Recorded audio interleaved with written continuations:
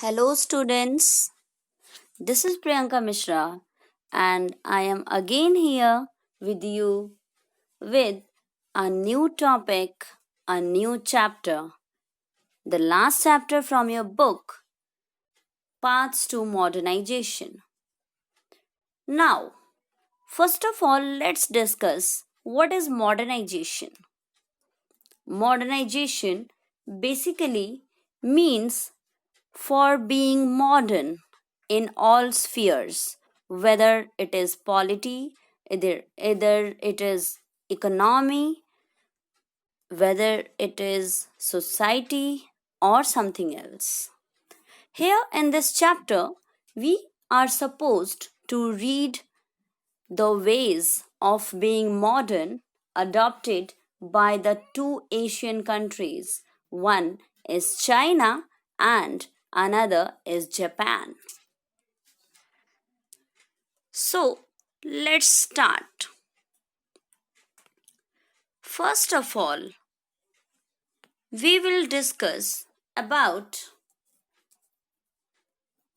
how China and Japan started to be modern.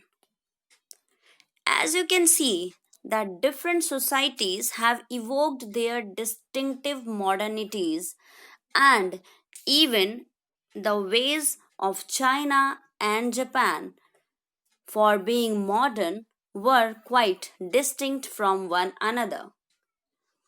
Japan succeeded in remaining free of colonial control and achieved fairly rapid economic and industrial progress throughout the 20th century. The Chinese resisted colonial exploitation and their own bureaucratic landed elite through a combination of peasant rebellion, reform, and revolution. Both these countries are situated in Far East Asia and they present a marked physical contrast.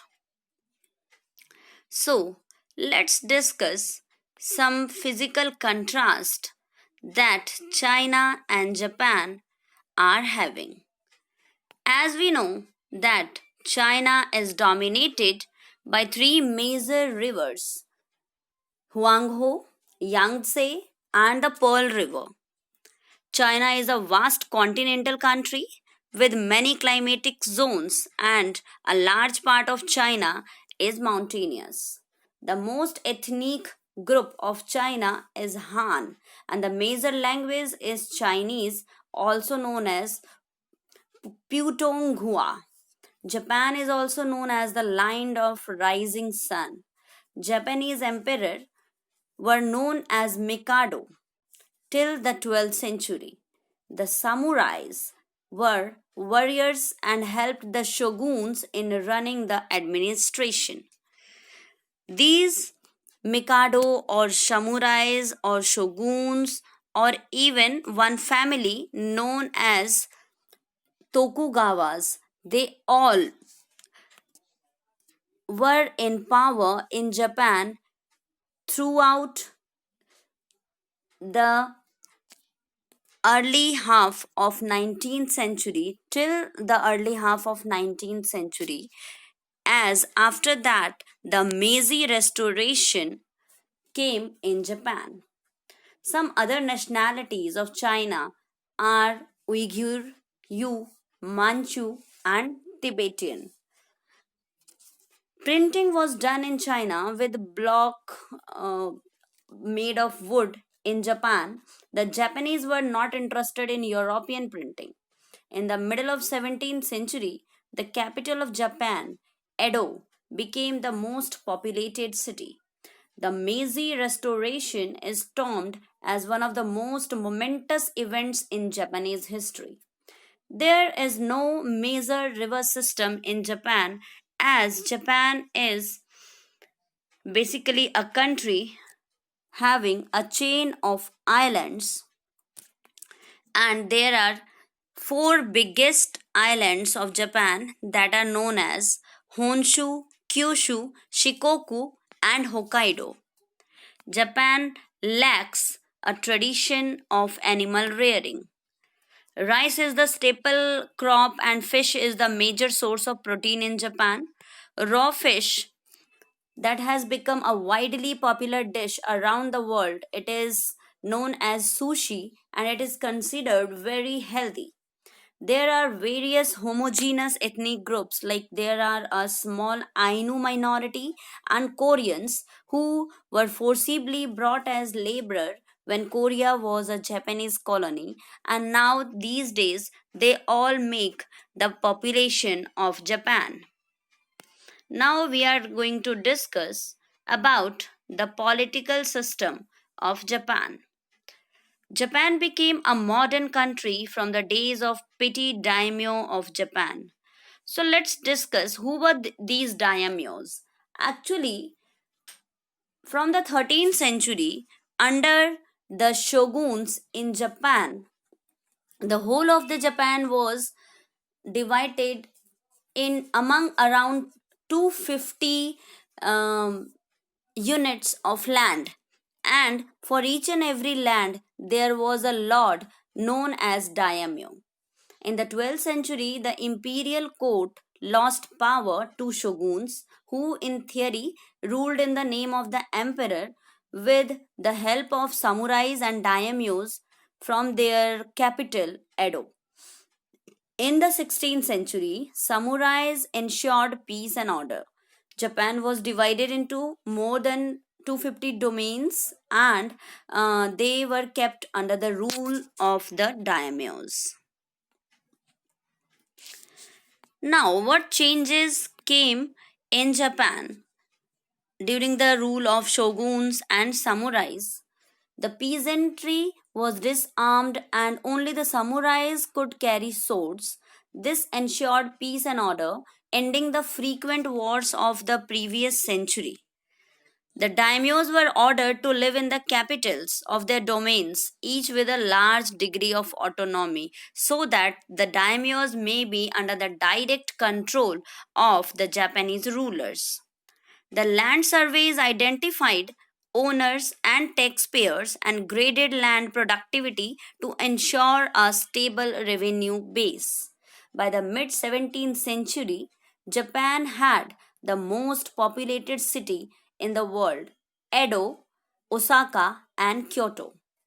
Growth of a commercial economy and a vibrant culture blossomed in towns where the fast growing class of merchants patronized theater and art. That means there was an overall growth of economy, culture, as well as politics before the Meiji Restoration. But still, from the year 1868, a new development came in Japan that became known as Meiji Restoration. It is termed as one of the most momentous events in the Japanese history. There was demands for trade and diplomatic relations. In 1853, the USA demanded from Japan that the government sign a treaty that would permit trade and open diplomatic relations with USA and Japan. In the year 1868, a movement removed shoguns and brought emperor to Edo. This made the capital and renamed Tokyo, which meant Eastern Capital. Actually, the US ambassador Commodore Matthew Perry in 1853 came to Japan to offer the Japanese for the diplomatic relation and trade relation between USA and Japan. But Japan was not ready for any relation with any European country. Many scholars and leaders wanted to learn from the new ideas in Europe. Others sought to exclude the Europeans even while being ready to adopt the new technological developments that they offered. They took many steps to develop their economy and to build a strong army with the help of a slogan given by the government, Fukoku Kyuhoi, that means strong army, rich country, which created a sense of nationhood among the people and transformed subjects into citizens. All these were basically done in Japan to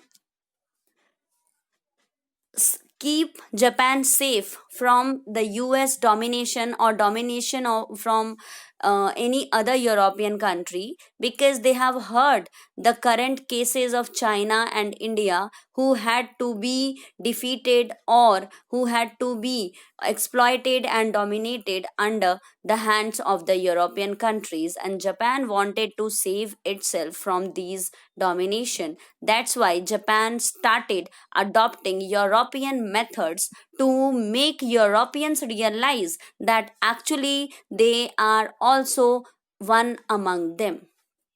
The government also built the emperor system, a system where emperor along with the bureaucracy and the military exercised power.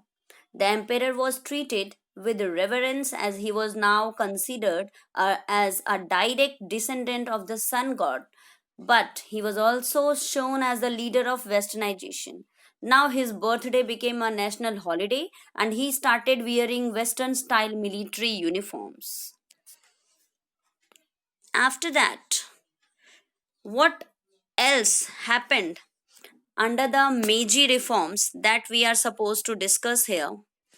Administrative reforms. The Meiji government imposed a new administrative structure by altering old villages and domain boundaries to integrate the nation. Now there was no different domains under the rule of daimyos. There were now one single country, Japan. In 1871, feudalism was also abolished under the Meiji rule. Now, what about the economic reforms? Yes, another Meiji reforms was the modernizing of economy was started. Japan's first railway line between Tokyo and the port of Yokohama was built in 1870 to 72. In 1872, modern banking institutions were launched. Jaibatsu, they were the business families dominated the economy.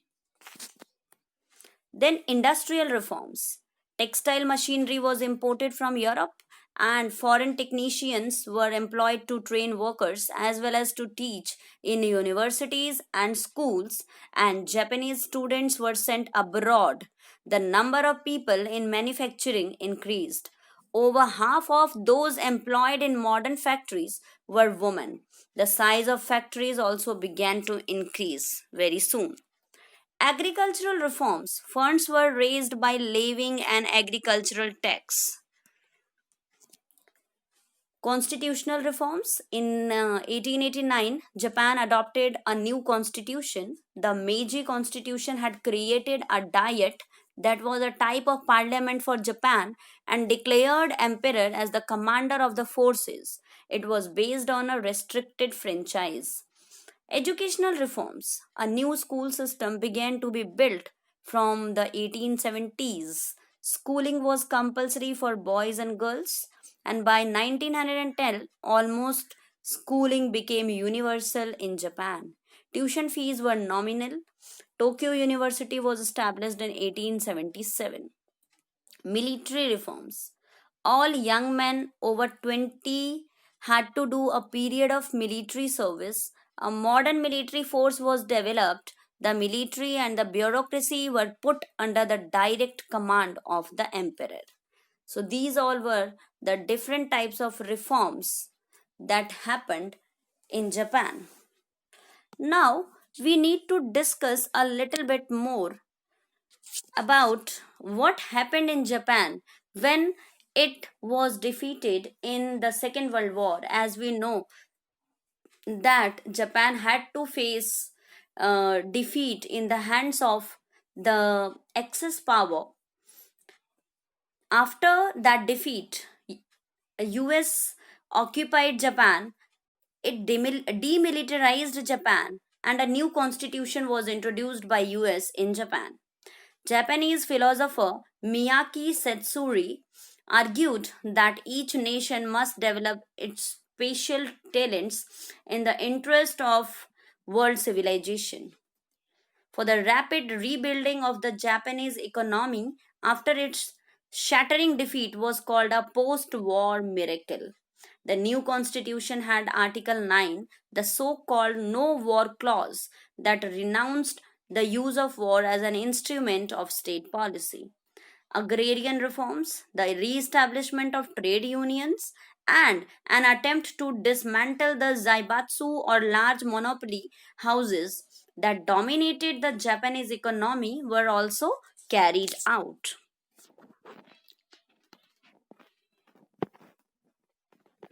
After that, all such reforms,